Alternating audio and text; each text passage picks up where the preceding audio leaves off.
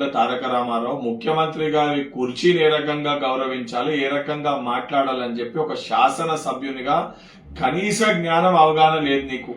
గౌరవం కావాలి, గౌరవం కావాలి, గౌరవం ఇస్తలేదని మాట్లాడుతున్నావు. ముఖ్యమంత్రి గారి కుర్చీకి ఏ రకంగా గౌరవించాలి ఆ జ్ఞానాన్ని 80,000 పుస్తకాలు చదువుకున్న మీ తండ్రి నీకు నేర్పలేదా? ఈ రోజు ఏదైతే పిచ్చికుకి ఎవరికి కలిసింది, ఎవరు మతిస్థిమితం కోల్పోయినరు, ఎవరు ప్రజల మధ్యలోకి రాకుండా, అసెంబ్లీకి రాకుండా ఫార్మ్ హౌస్ లో వండుకొని రెస్ట్ తీసుకుంటుండో యావత్ తెలంగాణ సమాజానికి తెలుసు. నిజంగా అసలు పరిస్థితి ఉంటే వెళ్లి మీ తండ్రి గారికి చెప్పించి అసెంబ్లీకి బయట ప్రజల మధ్యలోకి తీసుకొని వచ్చి వారి యొక్క బాధ్యతని వారికి గుర్తు చేయి.